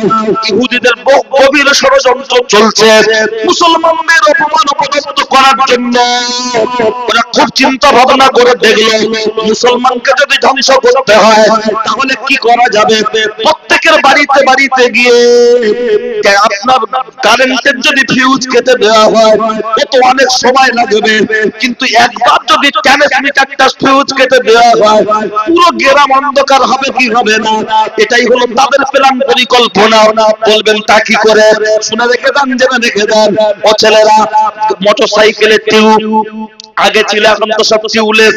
কিন্তু দেখবেন সাইকেল বা ভ্যানের যে টায়ার গুলো আছে, টায়ারের ভিতরে থাকে টিউব। টিউব যদি মনে মনে করে এতদিন ভিতরে ছিলাম, আবার বাইরে যাব, আর টায়ারকে ভিতরে দেবো, ও গাড়ি কি কখনো চলা সম্ভব? তার নারীরা হলো টিউব আর পুরুষ হলো টায়ার। টায়ার যতদিন ঠিক থাকে, চট করে ওই টিউব পাংচার হয় না। না, এই মুরব্বী বাচ্চা যারা 30 বছর আগে আমাদের মায়েদেরকে নিয়ে সংসার করছে, তখন জনি হালো, মাটির বাড়ি ছিল, বাড়ি কারেন্ট ছিল না, সংসারে অভাব ছিল, কিন্তু ওনাদের স্ত্রী আমাদের মা তখন আপনার মুন্ডায়ের হাত ধরে পালাইনি, তখন টোটোওয়ালার হাত ধরে পালাইনি, টায়ার তখন মজবুত ছিল, কিন্তু লক্ষ্য করলে দেখতে পাওয়া যায় এখন টায়ার দুর্বল হয়ে গেছে। কেউ বলছে আমি বাইরে যাব, টায়ারকে ভিতরে দেবো। তাই দেখবেন এখন ঘন ঘন ধর্ষণ চলছে, পরকীয়ায় জড়িয়ে যাচ্ছে। ওদের টার্গেট হলো মুসলমানদের মেয়েদের ঘর থেকে বাইরে আনতে হবে, মুসলমানদের মহিলাদেরকে ঘর থেকে বাইরে আনতে হবে। আর দ্বিতীয় নম্বর টার্গেট হলো তাদের মাল হারাম খাইয়ে দিতে হবে, খাইয়ে দিতে হবে। একজন মেয়ে যখন হারাম বাইরে ঘুরবে, চারজনকে আল্লাহর কাছে কৈফিয়ত দিতে হবে। একজন হলো বাপ, বড় ভাই, স্বামী, আর একজন হলো গর্ভে ধারণ করা বাচ্চা। একটা মেয়ের জন্য চারজন জাহান্নামে যাবে। ইহুদিদের এজেন্ডা হলো এই জায়গায় ওদের বিরুদ্ধে যদি লড়াই করতে হয়। বদরের ময়দানে 313 জন ছিল মুহাম্মাদের লোকজনেরা, আমরা ছিলাম 1000। তাদের বিরুদ্ধে আমরা লড়াই করে পারিনি। তাদের ক্ষমতার উচ্চটা কোন জায়গায়? উচ্চটা দেখতে গিয়ে খুঁজে খুঁজে খুঁজে খুঁজে দেখেছে ঈমান নামক যে ট্রান্সমিটার, এই ট্রান্সমিটার ওদের খুব পাওয়ারফুল, খুব শক্তিশালী। ওটাকে যদি আমরা দুর্বল করতে পারি, সহজে তাদেরকে পাকড়াও করে ফেলবো। আর এটাকে দুর্বল করতে গেলে মুসলিম মহিলাদেরকে ঘর থেকে টেনে বাইরে বার করে আনো। আগে মায়েদের পেট থেকে বড় পীর আব্দুল কাদের জিলানীর জন্ম হলো, আর এখন মায়ের পেট থেকে যা জন্ম হচ্ছে সব দেখবেন দীপজ্বলা নির্মা। একটুখানি বাচ্চা সোজা হয়ে উঠে দাঁড়াতে পারে না, হাতে মোবাইল নিয়ে বলছে ঠাকুমার ঝুলির কার্টুন দাও, কেউ বলছে শফিকের কার্টুন দাও। কিন্তু এটাই তো লক্ষ্য করলে দেখতে পাওয়া যায় ও ছেলেরা সাদ্দামের বক্তব্য সবটাই গল্প গল্প গল্প গল্প মনে হয়। কিন্তু যদি আপনি নিজ কানে শুনে ভালো করে একবার মগজে নিতে পারেন, রাত দুটোও যদি বক্তব্য করতে উঠি, তার জন্য মানুষ অপেক্ষা করে বসে থাকবে ইনশাআল্লাহ। লক্ষ্য করলে দেখতে পাওয়া যায় ইহুদিদের এই দুটোর মধ্যে দুটোই ওরা সফল হতে যাচ্ছে, দুটোই ওরা সফল হতে যাচ্ছে। তাই তো পাড়া 10টা করে বউ একসঙ্গে মিলিয়ে দিয়েছে, দিয়ে তাদেরকে এমন করছে আর জিজ্ঞাসা করছে ভাবি তোর এই হাতের এটা সোনার না কেনা? বলছে সিটি গোল্ড 250 টাকা জোড়া। বুঝু এখন আর ওই সিটি গোল্ড বলছে কি করবো, তোর ভাই টোটো চালায়, দর্জির কাজ করে, গরিব মানুষ কোথায় পাবো? বুঝু আমার কাছে তো গুরু পিঠো টাকা নিবি, 30,000 টাকা লোন নিবি, সপ্তাহে 400 টাকা দিতে পারবি না, 500 টাকা দিতে পারবি না, সপ্তাহে 200 টাকা দিবি। এখন গহনা করে তুই হাত দিবি, তোর মেয়ে 6 এ পড়ছে, যখন উচ্চ মাধ্যমিক দেবে বে হবে তখন ও হাত দেবে। তুই নন, একটাই দুটো কাজ। আর মেয়েদের স্বামী যাই থাক, যদি সোনার খাটেও শুইয়ে রাখে, কানের আর হাতের গলার নাকের যদি না ঠিক মতো করে দেয়, সংসারে আগুন জ্বলবে না। কথায় কথায় বলে তোমার সাথে বিয়ে করে আমার কি হয়ে, তুমি কি করেছো? আরে তুই কি চাস? যখন বিয়ে করি 56 কেজি ওজন ছিল, এখন মেপে দেখো 86 কিলো। আল্লাহ তো এর থেকে কি চায় না? ও সোনা গহনা, এই পাশের বাড়ি 3 তলা বাড়ি, ওদের বউরা প্রতি বছরে 2 জোড়া 3 জোড়া করে করে, আর শুধু দেখায় ওর লোভ লাগে। আর এই যে পাশ থেকে যখন বলছে লোন নে, বলছে আমাকে ইমাম সাহেব বলেছে হারাম। বলছে কেটা বলেছে? বলছে ইমাম সাহেব বলছে, ওর কথা বাদ দে, মৌলভী সাহেবরা কিছু বলছে। বলছে আমজাদ মাওলানার ছেলে এসেছিল সাদ্দাম হোসেন, ইউটিউবে ফেসবুকে শুনেছি হারাম বলেছে। আবার আমাদের হামাদাবাদ গায়েন যাদবপুরের গায়েন পড়া এসেছিল, এখানে এসে বলেছে হারাম। বলছে ওসব কথা বাদ দে, যদি মনে করি শখ শান্তি মেটাবো ঢুকে পড়, নিলে তোর লাভ, না নিলে আমার কি, নিবি না না নিবি না। কথাটা মনে রাখুন, মনে করবেন ওই যে মহিলা এসে বোঝাচ্ছে ওর ভিতরে ইবলিস ভর করেছে, ইবলিসের সাথে সাদৃশ্য আছে। বলবেন প্রমাণ চলুন নিয়ে নেন। বসিরাত আল্লামা হুজুরের লেখা তাফসীর জলজল করছে, খুললে পেয়ে যাবে। নেই কি শুধু একটু মিলিয়ে নেন। আমি আপনারা ওয়াজ অন্য মাওলানার মুখ থেকে শুনেছেন, শুধু আমি একটু বুঝিয়ে দেওয়ার জন্য বলছি। ইবলিস সবাইকে সিজদা করেছিল, করেনি কাকে? এই আপনার সরি আমি ভুল বলেছি, সকলে সিজদা করেছিল নবী আদম আলাইহিস সালামকে সামনে রেখে নূরে মুহাম্মাদীকে, সিজদা করেনি কেবল ইবলিস। আল্লাহ বলেন এই সিজদা দে, বলছো আমি নূরের মাটির আগুনের তৈরি, আর ও আদম সন্তান মাটির তৈরি। মাটির ধর্ম নিচে যাওয়া, আগুনের ধর্ম উপরে। আমি মাথা নিচে করতে পারবো না। আল্লাহ বললেন আবা ওয়াস্তাকবারা ওয়া কানা মিনাল কাফিরিন, দূর হ, বেরিয়ে পড়। ইবলিস বলল আল্লাহ বেরিয়ে পড়বো, দাবি আছে কিছু? আল্লাহ বলেন বলে ফেল। বলতে আল্লাহ আমাকে যেমন তেমন ডুবু ধরার ক্ষমতা দিতে হবে। আল্লাহ বললেন মঞ্জুর। অনেকগুলো দাবি, দুটো একটা বলছি প্রয়োজন মতো। বললেন আল্লাহ আমাকে হায়াত বাড়িয়ে দিতে, আল্লাহ বলল মঞ্জুর। ইবলিস বলল আল্লাহ আমার জন্য মসজিদ দিতে হবে, আল্লাহ বলল মঞ্জুর। বলল আমার জন্য মজলিস দিতে হবে, আল্লাহ বললেন মঞ্জুর। ইবলিস বলছে আল্লাহ আমার মসজিদ আর মজলিস কোনটা? বলছে তোর জন্য মসজিদ হলো বাজার, তোর জন্য মজলিস হলো বাজার। ইবলিস তখন খুব আনন্দ পেয়েছে। কেন? যে আদমকে সেজদা না দেওয়ার জন্য আমাকে আল্লাহ বিতাড়িত করছে, আর বাজার যখন আমি হাতে পেয়ে যাচ্ছি, তাহলে সেই আদম সন্তানকে ঠিক ঠিক আপনি জাহান্নামে চলে যাব। আমার আল্লাহ বললেন তুই চতুর্দিক থেকে আদম সন্তানকে ধোঁকা দিবি, পারমিশন চাইলি, কিন্তু আমি আল্লাহ উপরের দিকে ফাঁকা রেখেছি। একবার যেই আদম সন্তান হাজার ভুল করার পরেও আমার কথা ভেবে একবার আল্লাহর দরবারে সিজদায় পড়ে যাবে, আমি আল্লাহ তার সমস্ত জীবনের গুনাহ ক্ষমা করে দেব। জোরে বলুন সুবহানাল্লাহ, সুবহানাল্লাহ। ইবলিসের মুখ কালো হয়ে গেল। আল্লাহ আমার এতদিনের চেষ্টা তোমার কাছে সিজদায় পড়লে শেষ? বলছে হ্যাঁ। তো ইবলিসের অনেক দাবি। এখন ইবলিস জান্নাতে যেতে, আমি শর্ট করে বলছি, কেন বলেন তো? আগে লোক আখ চিবিয়ে খেত, এখন কেন কেউ চিবিয়ে খায়? এখন সব গেলাস। কত করে বলছে? 10 টাকা বলছে দে তো, ঠেকিয়ে দিল হলারে, চাচা চলে গেল চেম্বারে। আর আগে 20 টাকার আখ কিনে বাপ বেটা একবেলা খেত, তারপরে হাফ থাকতো, ঠিক কি না? উপকার বেশি ছিল। এখন উপকার দরকার নেই, সব শর্টে হোক। দেখেন না বাড়িতে বাড়িতে বাড়িতে বাড়িতে চলে এসছে কি, সেই বাড়ির নরেন্দ্র মোদী বলল আমি ক্ষমতা এলে পেয়ে যাবে আচ্ছে দিন, নাচতে থাকো দিন দিন, টাকা দিতে হবে না, ক্যাশ, সবাই নিয়ে নাও গ্যাস। বাড়ির বউরা বললো ভাই তো ভালো জিনিস, কালি লাগে না, উজালা গ্যাস, মনে নেই? সব বাড়ি বাড়ি চলে এলো। বাড়ির বউরা বললো ভাই তো কালি লাগে না, ভালো করে হাঁড়ি মাজতে হয় না, ঘষতে হয় না, ধুতে হয় না, পানি বুলিয়ে দিলেই মাল ক্লিয়ার। তা বলছে এই দেখো বাজারে চলো না, একটা 5G হাঁড়ি কিন। বলছে চলো না। গেল বাজারে, কিনলো হাঁড়ি, আসলো বাড়ি, তরকারি চাপালো তাড়াতাড়ি, হয়ে গেলে হাঁড়ি ডেকে দিচ্ছে। বড় ভাবি লেপ গেল, পেছার পুকা, আবার হাঁড়ি ডেকে দিচ্ছে। মেজে ভাবি গিলে খাচ্ছে, আবার এখন ভাবি বলছে ওক তুলছে, দেওয়ার বলছে একটু কম খা। বলছে কি খায়? রাত দুপুর বেলা 2টো ভাত, রাত্রে 2টো রুটি, আল্লাহ আর কি। তা দেওয়ার বলছে একটু গোশ কম খা। বলছে তাও খাই না, কোলেস্ট্রল কোলেস্ট্রল।